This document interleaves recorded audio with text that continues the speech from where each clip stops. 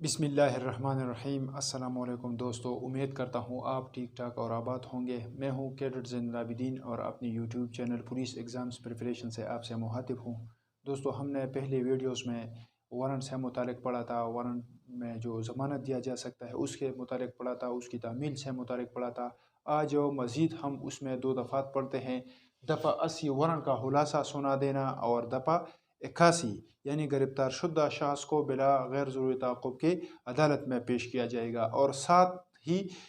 دفعہ 61 اور دفعہ 81 میں جو بنیادی فرق ہے اس کے بارے میں بھی پڑھیں گے۔ دفعہ 61 میں بھی ہے کہ گرفتار شدہ شخص کو 24 گھنٹے کے اندر اندر متعلقہ عدالت میں پیش کیا جائے گا، جبکہ دفعہ 81 میں بھی ہے کہ بلا تعاقب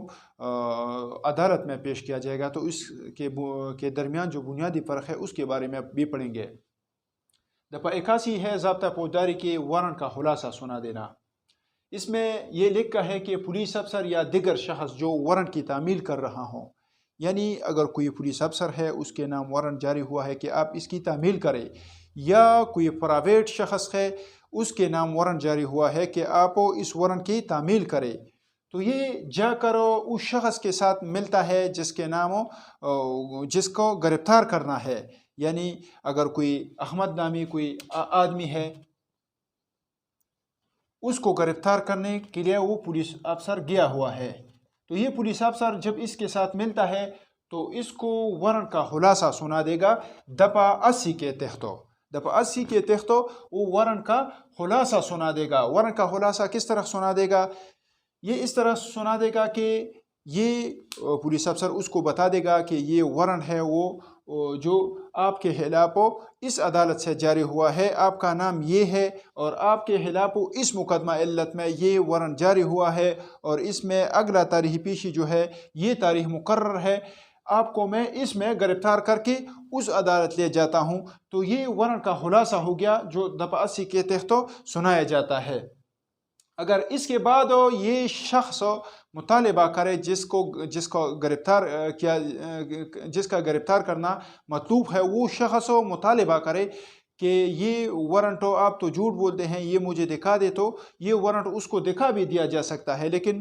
یہ دور سے دکھایا جائے گا، اس کو ہاتھ میں نہیں دیا جائے گا اور نہ ہی اس کو قریب سے دکھایا جائے گا، کیونکہ پتہ نہیں اگر اس کو پھاڑ دے یا خراب کرے تو دور سے اس کو دکھایا جائے گا۔ تو یہ تو دفعہ 80 تھی جس میں وارنٹ کا خلاصہ سنا دیا جائے گا اور وہ وارنٹ بھی دکھایا جائے گا۔ دفعہ 81 میں ہے کہ گرفتار شدہ شخص کو بلا تعاقب عدالت کے روبرو پیش کیا جائے گا، یعنی جس شخص کو وارنٹ کے ذریعے گرفتار کیا گیا ہے اور دفعہ 76 میں اس کو ضمانت پر نہیں چھوڑا گیا ہے۔ دفعہ 76 میں ہم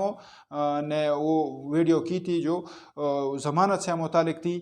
کہ عدالت ضمانت لینے کی ہدایت کر سکتی ہے۔ یہاں پر یہ لکھا ہے کہ اگر کسی شخص کو دفعہ 76 کے تحت جس میں عدالت نے یہ ہدایت نہیں کی ہو کہ اس کو ضمانت پر چھوڑا جائے، تو جس شخص کو گرفتار کیا گیا ہے اس کو بلا غیر ضروری تاخیر کے، بلا غیر ضروری تعاقب کے عدالت کے روبرو پیش کیا جائے گا۔ اس عدالت کے روبرو پیش کیا جائے گا جس عدالت میں اس کا پیش ہونے سے متعلق حکم جاری ہوا ہے۔ یہ تو دفعہ 80 اور 81 تھی، اس پر پشتوں میں تھوڑا بحث کرتے ہیں۔ اس کے بعد دفعہ 61 اور دفعہ 81 کے درمیان فرق بھی بنیادی فرق جو ہے وہ بھی پڑھتے ہیں۔ دفعہ 80 کی ویچے دو وارنٹ خلاصہ اغه کسته اورولو چې د کم سړی کم پولیس افسر دی یا بل یو سړی دی چې هغه د وارنټ تعمیل کی او د چا په نوم باندې چې وارنټ جاری شوی دی هغه سره میلاو شي، نو هغه ته به د دې وارنټ خلاصه اوري،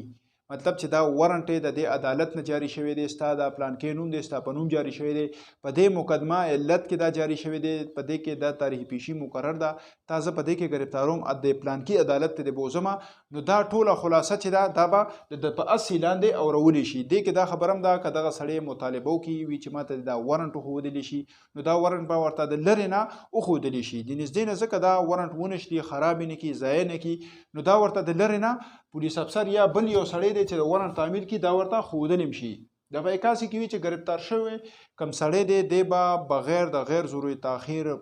بغیر د غیر ضروري تعاقب عدالت ته څه کېږي، پیش کېږي، کم عدالت ته چې د پیش کېدو حکم دی، مطلب غیر ضروري تاخیر به ورسره نه کېږي، نو دا دفعه دغه بل خبره دا ده چې د 75 ذکر کړي د 75 کې موږ د ضمانت متعلق خبره کړې و چې عدالت ضمانت ورکولو هدایت کولی شي نو که په د 75 لاندې یو عدالت د ورنټ ورکول د ضمانت ورکولو هدایت نه دی کړي سړی په ضمانت نه دی پرېښی نو د دې نه بعد گرفتار کړي شي او بلا غیر ضروري تاخیر به د هغه عدالت روبرو پیش کولی شي په کم عدالت کې چې د پیش کولو متعلق حکم شوی دی. اچھا دینه بعد د په 81 او د په 61 او د په 81 کې څه فرق دی؟ ضابطه فوجداري د پاتې دواړه په دې کې بنیادی فرق دا دی چې په د په 61 کې بلا ورن گرفتاری ده په دې کې د په 81 کې بذریعه ورن گرفتاری ده. ټولو غټ فرق خو پکې دا دی چې په د په 61 کې بغیر ورنټه یو پولیس افسر گرفتاری کی او په د په 81 کې د غسر ورنټ موجود دی گرفتاری کی. لومبه فرق په دې کې دا دی. دویم نمبر فرق په دې کې دا دی چې په دې کې د پولیس افسر سره 24 غنټه اختیار دی. 24 غنټه د سره اختیار شته چې د کم گرفتار شوی سړی دی د ځان سره وساتل شي. په د په 81 کې به د سکی د گرفتاری نه فوراً بعد به په دې کې غیر ضروري تعقب لیکلی دی نو 24 غنټې د سره نشته چې عدالت ټیم شروع دی اوس گرفتار کړی شو نو فوراً به دې سکی عدالت ته به بوزي د سره دغه 24 غنټو ذکر په دې کې نشته. دینه بعد په دې کې بل فرق دا دی چې په دې کې پرس کو مقدمه علت درج شوی دا یا په دې کې بیا مقدمه علت درج شونه په دې کې د 167 ضابطه فوجداري تختو په دې کې مزید حراست هم راغستلی شي په دې کې حراست نشي راغستلی. دې کې نور هم دغسې فرقونه شته دی خو بنیادي دا غټ فرق چې پکې دی دا بلا ورنټه دا بذریعه ورنټه دی کې 24 غنټې دی کې فوراً دی کې مزید حراست راغستلی شي په دې کې چونکې مقدمه علت الریډي درجی په عدالت کې کیس زیر سماعت نو په دې کې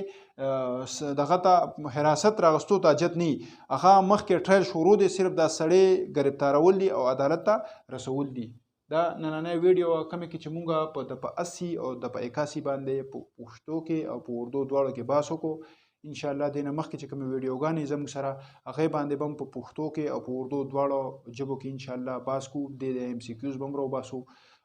دلته د ویډیو زموږ تقریبا اختتام پذیر کېدو واله ده او د ویډیو د ختمېدو نه مخکې تاسو ته یو ریکوست دی که تاسو اوسه پورې زما چینل نه سبسکرایب کړئ زما چینل د پولیس ایگزامز پریپریشن په نوم باندې دی دا چینل در سره سبسکرایب کې کمنټس او لایک او ضرور وکړئ. تاسو ته څه مشکلات دي د ویډیو متعلق نو ما سره په کمنټس کې رابطه کولی شئ او واتس اپ نمبر باندې ما سره رابطه کولی شئ. ان شاء الله بل ویډیو کې به تاسو سره ملاویږم هغه پورې مال اجازه راکړئ. د الله په امان.